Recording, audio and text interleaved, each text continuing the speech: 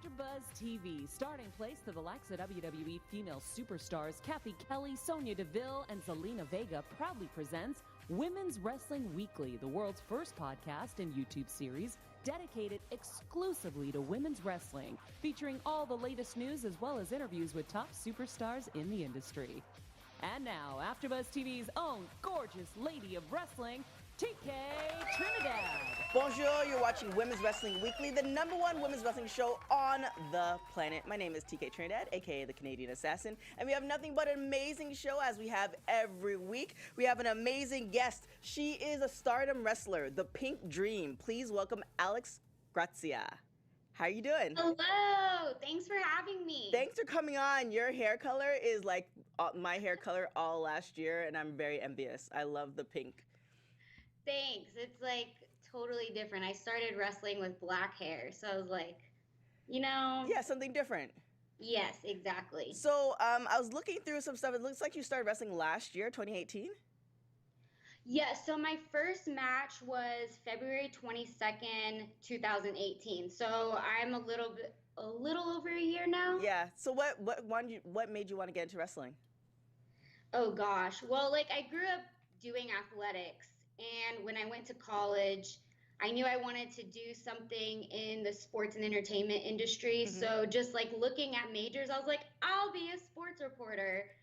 And so I pursued journalism in that. And even after college, I went on and worked in television and radio. But nice. Something was missing. And I think it's because I've just always had that competitive side of me. Mm-hmm. And I really felt like I need to be out there doing something. And so then just reevaluating everything, I was like, what has sports and entertainment and athletics where I can just kind of combine, put this all together? And here I am. Oh, nice. So wait, what university did you go to? I went to Texas A&M University in College Station, Texas. And then what sports did you play? I grew up playing softball mostly. That was my love for sure. And now, did you play sports in college as well, or? No, and so that was a big ordeal also before, because that was the whole plan all along, was I'm going to go play softball in college. Right. And I decided that I'm not really in love with it like I used to. Right. And so I wanted to take a totally different turn and have a different kind of college experience. But at least I was still able to be around the athletic department and be around different sports. So I still got that urge filled that I needed. I know, it's crazy. I know a lot of people who did sports throughout high school and college, it's they never get rid of that bug. It's you always almost like an athlete at heart. So no matter what you do, in your adulthood, the chance where you can be an athlete, you're always going to kind of gravitate towards that. No, absolutely. Because you're probably going to practice every single day. You have games on weekends. It's 24 hours a day. Mm-hmm. And then when you just totally take that away, it's wait, what do I do with my life now? Yeah, it's crazy. So you decided to go towards wrestling. Tell me about your first experience, in training wise, when you took your first bump. How was that? Okay, so my first day of training, I literally showed up in a full face of makeup. I was wearing all pink, pink tank top, pink yoga pants. I had my pink tennis shoes, and I could just feel the heat and the stares on me when I walked in. It's this girl, she has no idea what she's getting into. But I knew I wanted to do something physical, and I really don't look I'm going to go in the ring and beat your butt. But right. I was just the urge of that, because I finally was feeling that competitive side of me. But our first week was all just cardio, mm-hmm. and pretty much they're just trying to get you out of there. And it's okay, 50 burpees, let's go. And they're trying to get me out while people in the class are dying, and they're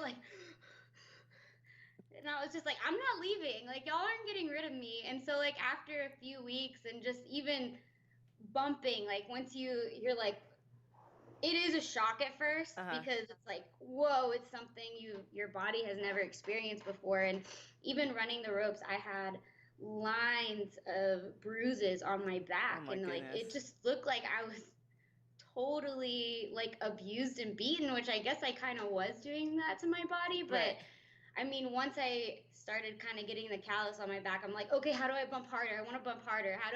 Can I bump from the second rope? Can I bump from the third rope? Like, just to practice, because I'm like, okay, if I can do it from the top rope, then I'll definitely be able to bump like standing on the ground, no problem. So it just like every single thing, I was just like, how do I do it better? How do I do it more? Like, I want to be the best at it. So, how many people started in your class? Well, I came in with one other guy, and he only lasted 2 days.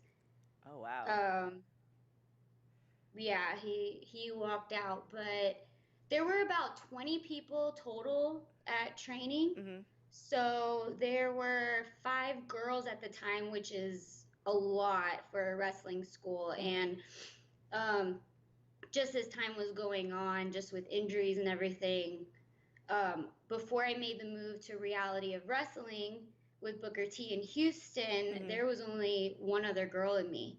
Oh, wow. So every other guy every other person at training was a dude. Now, what did your parents think of this decision? So when I came with them with the idea, I like sat them down. I'm like, listen, this is what I want to do, and this is why. And I kind of like had a little presentation for them, Nice. like, oh, okay, I did athletics. Okay, I did this, so I can still utilize my degree. This is something I've been thinking about doing, but I had to pursue a degree, and I've done everything y'all have wanted me to. And so just give me a chance, because I felt so lost in the direction I was going, and I just wasn't happy like in my career field. And again, it was just because I was like missing something. I'm like, what is it? And I was like, let me just try this. I was like, I need to just totally go outside of the box, and like maybe it'll work out. And I have not left ever since. So as things started happening for me, they're like, oh, like maybe you're okay at this. Yeah. Keep going. I mean, the fact that you did sports in high school too, it's just you had that mindset. Now, you went to Booker T's wrestling school. What was that experience like between the two schools? So they invited me to go over there and check out the school, and I kind of put it off for a while. And then October of last year, I went and checked it out, and he just has an amazing setup. Like, you walk in, um, it looked like a little miniature NXT, the way he has it set up with the big screen. So like when you come out, you get a full entrance, like you feel like you're somebody. Right. And then he has the 2 rings in the back for training with weights, and that's how he sets it up. Is he's like, oh, this is like pre-K for WWE, and that's how he wants us to kind of get adapted to. So we clean before we train, we clean after we train. It's just that type of culture. He's just trying to drill it in it to where it's like, this is natural. And when I was there, I was like, oh my gosh, like I need to be here. Yeah. And I was gonna leave for Japan in a few months, and I told them, I said, when I get back, I said, I'm moving down here. And they're like, okay. And sure enough, 2 weeks after I got back from Stardom, I was in Houston, and they're like, oh, all right. Yeah, I've heard a lot of great things about that school. Now, tell me about Stardom. Like, how did that come about? So they contacted me about 6 months after my first match. So I was like, oh, this is a prank. Like, they emailed me and all this stuff, and I was like, there's no way. Like, shaking my phone. And no, I like was like, then they followed me on Twitter, like that, the official account, and I was like, oh, maybe it is them. So then I replied, and I was like, oh, hi, thanks for reaching out to me. And they pretty much were saying they were interested in bringing me in on a tour, and they needed to know within like 2 weeks. Oh, wow. And so I was like, oh my gosh, like I was terrified, because just the experience I had at the moment, I had only been doing matches for 6 months. I'm like, how am I gonna go over there and wrestle some of the best girls in the world?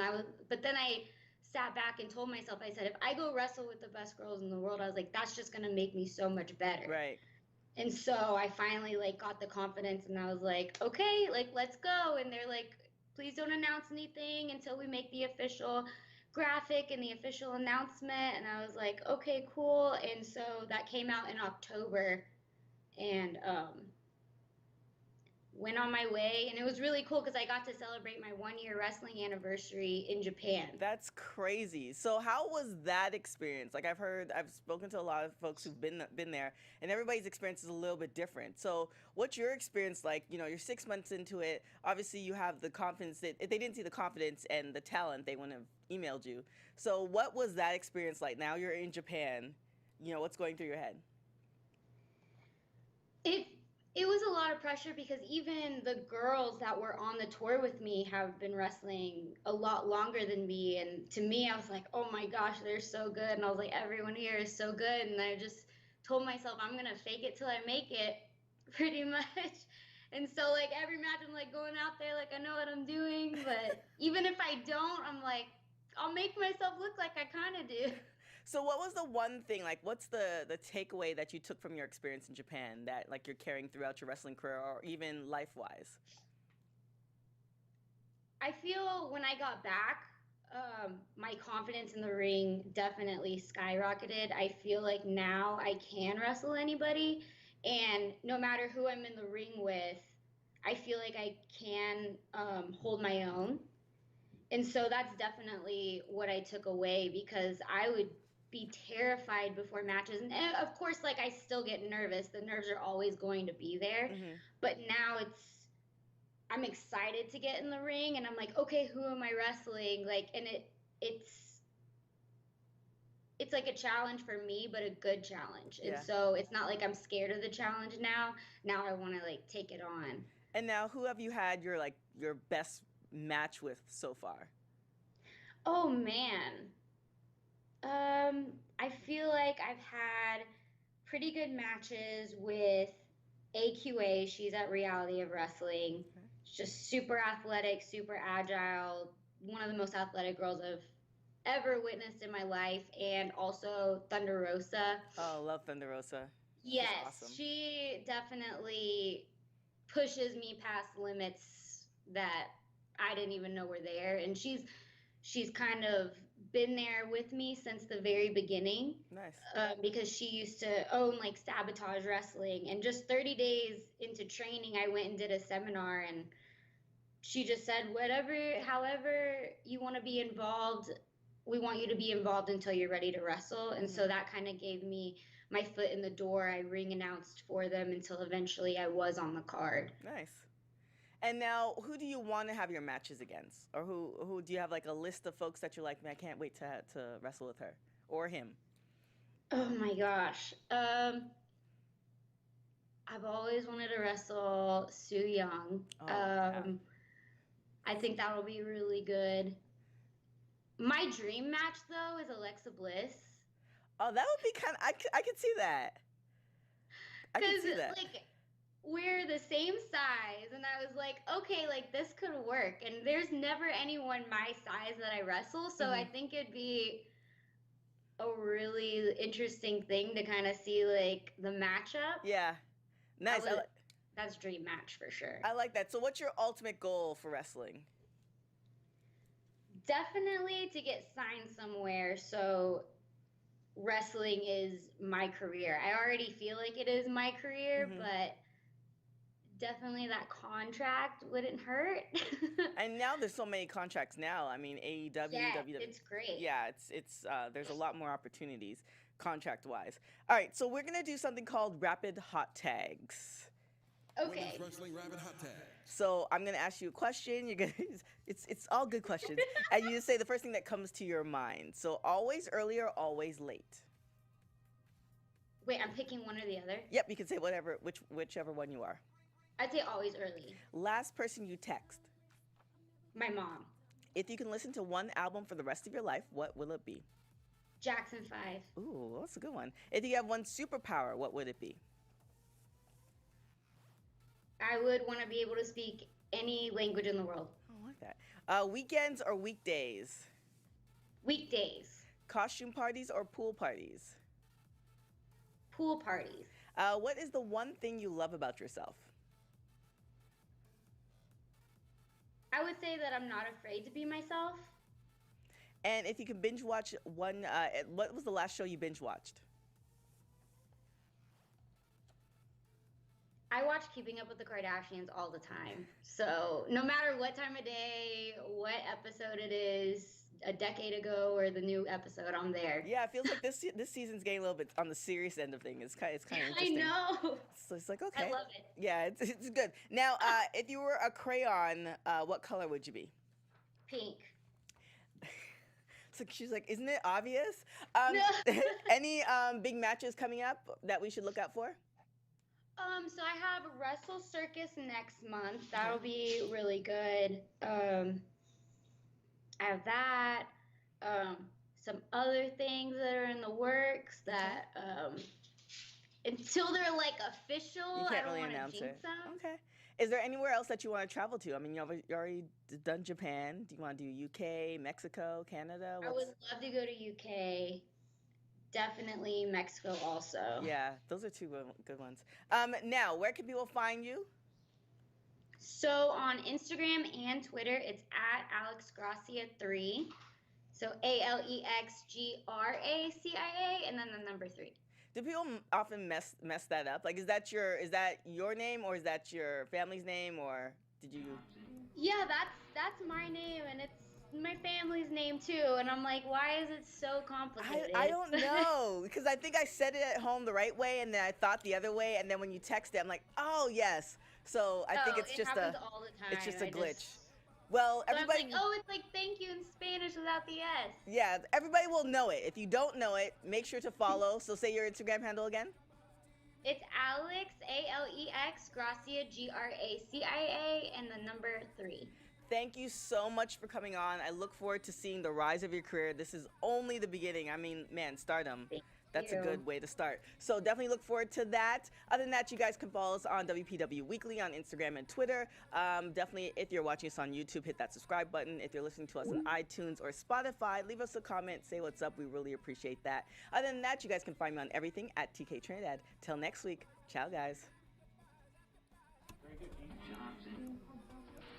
From executive producers Kevin Undergaro, Maria Menounos, Phil Svitek, producer TK Trinidad, and me, Mark Donica, your voice of AfterBuzz TV Wrestling, we ask you to rate and comment on iTunes, subscribe to AfterBuzz Wrestling on YouTube, and find us on all social media.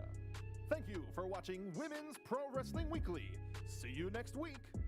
The views expressed herein are those of the hosts only and do not necessarily reflect the views of AfterBuzz TV or its owners or principals.